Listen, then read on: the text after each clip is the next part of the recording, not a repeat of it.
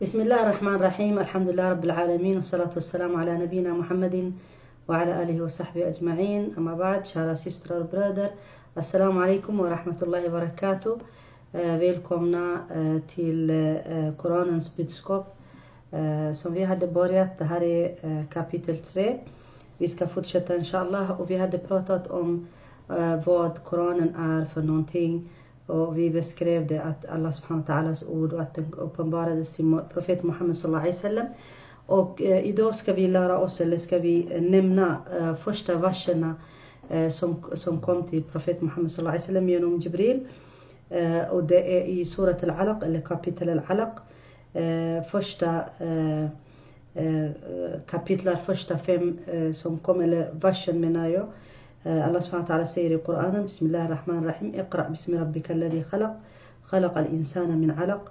Iqra wa rabbuka al-akram alladhi allama bil qalam. Allama al-insana ma lam ya'lam. Vi ska försöka läsa den på svenska också. Översättningen på svenska låter det så här. Bismillahirrahmanirrahim betyder: i Guds, den nåderike, den barmhärtiges namn. Läs i din Herres namn. Han som har skapat människan av en grodd som sätter sig fast. Läs, din Herre är den främste given, som har lärt människa pennans bruk. Lärt människan vad hon inte visste. Det här är översättningen på svenska som jag sa. Allah subhanahu wa ta'ala uppenbarades de här verserna. Iqra bismi rabbika alladhi khalaq. Khalaqa al-insana min alaq. Iqra wa rabbuka al-akram alladhi allama bil qalam. Allama al-insana ma lam ya'lam. Allah subhanahu wa ta'ala har uppenbarat de här verserna till profet Muhammed sallallahu alaihi wasallam. Och som hadithen berättar om honom när han fick det, när Jibril sa till honom läs, det betyder iqra, som betyder läs. Han sa, Rasulullah sallam svarade: ma ana biqari, jag kan inte läsa. För profet Muhammed sallallahu alaihi wasallam, han var varken kunde läsa eller skriva. Han var Nabi al-Ummi, som brukar han bli kallad, Nabi al-Ummi, där Allah subhanahu wa ta'ala lärde honom, men han kunde inte läsa och skriva. För att många människor som säger att profet Muhammed sallallahu alaihi wasallam har skrivit Koranen, att han har hittat på, så det stämmer inte. För han kunde inte ens läsa och skriva själv.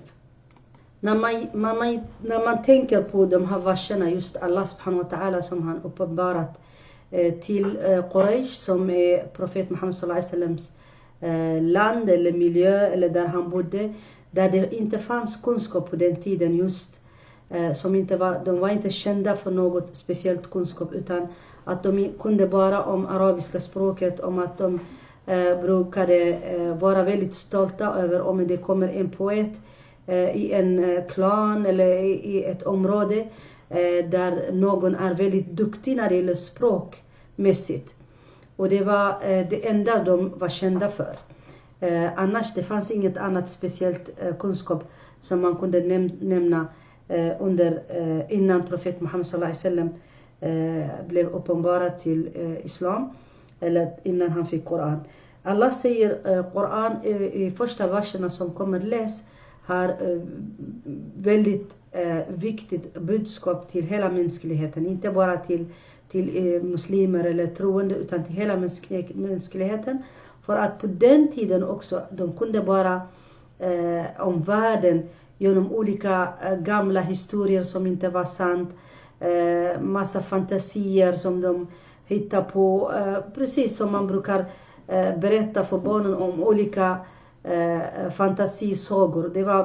Det var mest det som de hade, men de hade inga andra riktigt källa, eftersom profeten Muhammed sallallahu alaihi wasallam kom långt från de gamla profeterna efter Ismail alaihi salam, och det var ganska lång period mellan dem, så de hade glömt all religionen som hade kommit innan från Allah subhanahu wa ta'ala.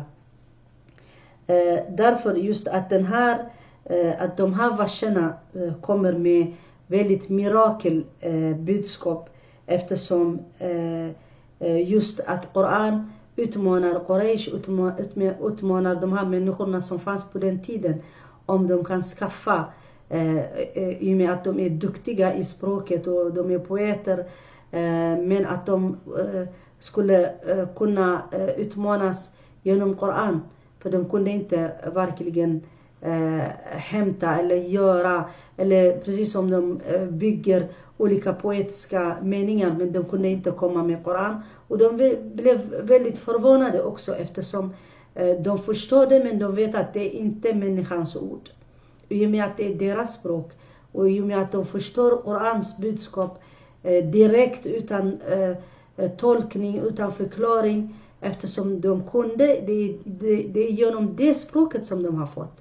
Därför de blev förvånade över den här subhanallah mirakel Koran som har kommit, som säger till dem om saker och ting, om olika historier, om att de ska sluta med dåliga saker och att de ska göra bra saker och att de ska förändra sig som människor, eftersom de hade dåliga vanor på den tiden, som Allah subhanahu wa ta'ala förbjudit att de ska fortsätta med det.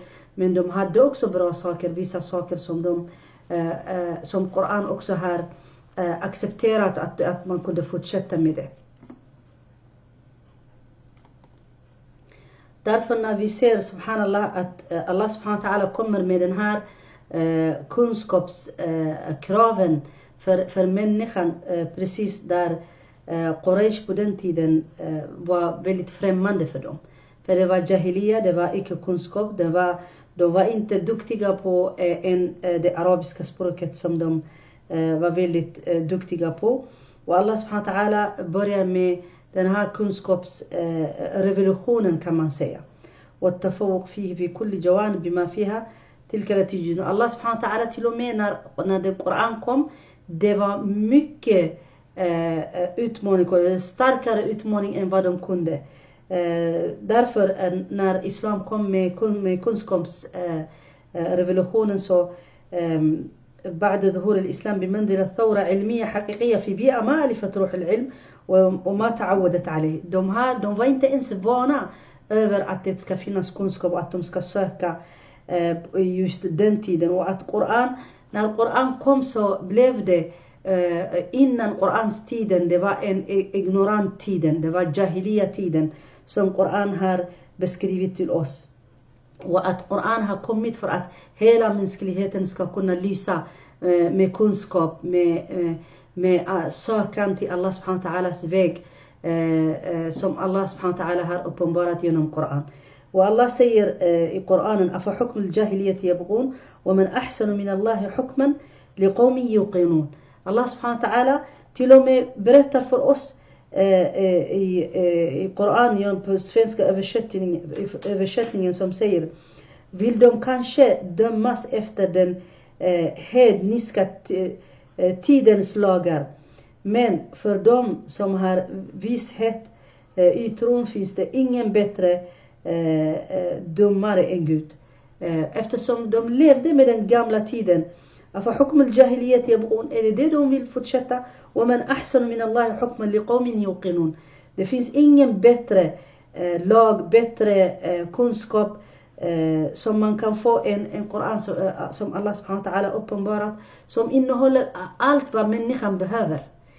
Från det gamla om människans historia, vad som kommer att hända, vad som har hänt innan, vad som kommer att hända på domedagen. Allt Koran berättar för oss med sanning, eftersom det är inte människa som har skrivit det, utan Allah subhanahu wa ta'ala uppenbarat, och människorna förstås har skrivit det under profetens tid, Muhammad sallallahu alaihi wasallam, och sen de har samlat det. Men det har inte blivit förändring som andra skrifterna i andra religioner har hänt. Koranen och kunskap går sida vid sida, för att det är viktigt i islam att man ska kunna. Och det första som Koran har brytt sig om genom Koran mirakel är att man ska prata om kunskap, och att det är viktigt, och att Allah subhanahu wa ta'ala säger iqra, att iqra som betyder läs har blivit en minhaj, ett sätt som är viktigt för varje människa som muslim, att man ska kunna om sin religion genom att läsa Koran, genom att läsa profetens sunna sallallahu alaihi wasallam, genom att söka kunskap överhuvudtaget. Den har blivit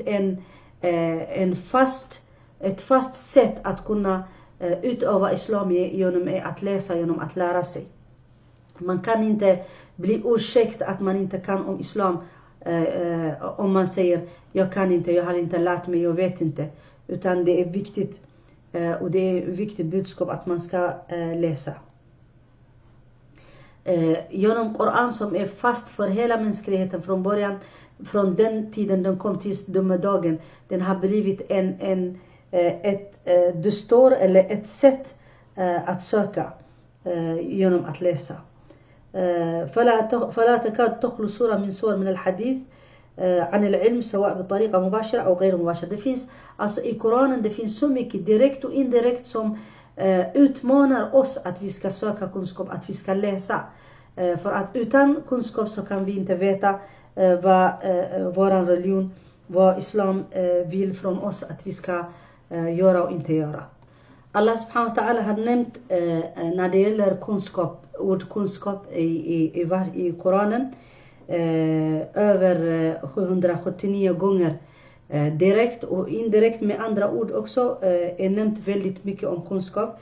Till exempel om vi tänker till exempel som om vi kan nämna, menar jag, مثل اليقين, يقين som betyder säkert, والهدى والعقل والفكر والنظر والحكمة والفقه والبرهان والدليل والحجة والآية والبينة وغير ذلك من معاني تندرج تحت معنى العلم وتحث عليه. أما السنة النبوية فإحصاء هذه الكلمات فيها يكاد يكون مستحيلا. Alltså det finns i sunna väldigt mycket, och även i Koranen Allah subhanahu wa ta'ala nämner afala ya'qilun, afala yatadhakkarun. Allah säger i olika verser de som tänker, de som verkligen undersöker, de som vill veta, de som är säkra på att det som de kan. Det finns olika budskap som alltså direkt om att man ska söka kunskap, och att Allah subhanahu wa ta'ala har gjort en stor belöning för de människor som söker kunskap, som sprider kunskap, framförallt om Allah subhanahu wa ta'ala, om profetens sunna, men i alla kunskap också. Och inte bara det är inte bara de här första verserna som har kommit i Koranen, utan Allah subhanahu wa ta'ala också har berättat för oss när han skapade människan som är väldigt med stor ära. Allah subhanahu wa ta'ala har skapat Adam alayhi salam och berättade för oss i Koranen och sa وإذ قال ربك للملائكة إني جاعل في الأرض خليفة قالوا أتجعل فيها من يفسد فيها ويسفك الدماء ونحن نسبح بحمدك ونقدس لك قال إني أعلم ما لا تعلمون. Allah subhanahu wa ta'ala sa i svenska översättningen och se din herre sa det till änglarna, jag ska tillsätta en företrädare på jorden. Änglarna sa, skall du tillsätta någon som stör ordningen där och sprider sederfördärv och till och med utgjuter blod, medan det är vi som sjunger ditt lov och pris ditt heliga namn. Gud svarade, jag vet vad ni inte vet. Allah subhanahu wa ta'ala, när han bestämde att han ska skapa människan, och att Allah subhanahu wa ta'ala sa till änglarna, och alla änglarna ska göra en hälsning, bland annat Satan som vägrade göra det. Allah subhanahu wa ta'ala också berättar för oss att Allah subhanahu wa ta'ala har sagt till dem att han vet vad de inte vet. Sen fortsätter de här verserna, وَعَلَّمَ آدَمَ الْأَسْمَاءَ كُلَّهَا ثُمَّ عَرَضَهُمْ عَلَى الْمَلَائِكَةِ فَقَالَ أَنْبِئُونِ بِأَسْمَاءِ هَؤُلَاءِ إِنْ كُنْتُمْ صَادِقِينَ. Och han gav Adam kunskap om alla tings namn. Sedan visade han den för änglarna och sade, nämn deras namn för mig om det är så som ni har sagt. Ja, om de visste verkligen, de här änglarna, att de skulle svara på det. Men sen vad sa de? قالوا سبحانك لا علم لنا إلا ما علمتنا إنك أنت العليم الحكيم. Änglarna svarade, de svarade, stor är du i din härlighet. Vi äger ingen annan kunskap än det som du har gett oss. Du är den allvetande, den allvise. Och sen fortsätter Allah subhanahu wa ta'ala säger: قال يا آدم أنبئهم بأسمائهم فلما أنبأهم بأسمائهم قال ألم أقل لكم إني أعلم غيب السماوات والأرض وأعلم ما تبدون وما كنتم تكتمون. Allah subhanahu wa ta'ala slutligen sa till dem, då sa han: Adam, nämn deras namn för dem. Och när Adam hade nämnt namnen för dem, så sa det Gud subhanahu wa ta'ala: jag sa det er ju att jag känner allt som är dolt i himlarna och på jorden, och att jag vet vad ni kan säga öppet och vad ni håller hemligt. Så därför är det inte de här första verserna som berättar för oss att kunskap är viktigt. Men även när Allah subhanahu wa ta'ala hade skapat Adam a.s. också, det första han fick, det var att han lärde sig namn om allting. Det är därför också vi människor först efter när vi är födda, när vi är små, och sen när vi börjar lära oss språk, det första vi lär oss, det är namn på allting. Ett barn börjar säga pappa, mamma, börjar nämna saker och ting. Det är så vi brukar lära oss också språk. När vi har lärt oss om olika namn om saker och ting, så blir det mening, 2 meningar, 3 meningar och så vidare, tills man som människa kan prata ett helt språk. Vi ska inshallah ta'ala avsluta i den här avsnitten, och inshallah vi kommer fortsätta. Jag hoppas att ni kan sprida kunskapen, och jag vill jättegärna att ni ska gå på YouTube också och försöka bli medlemmar. inshallah ta'ala. Barakallahu fikum, jazakumullah khairan, wa akhir da'wana alhamdulillah rabbil alamin, wa sallallahu ala nabiyyina Muhammadin wa ala alihi wa sahbihi ajma'in. Wassalamu alaikum wa rahmatullahi wa barakatuh.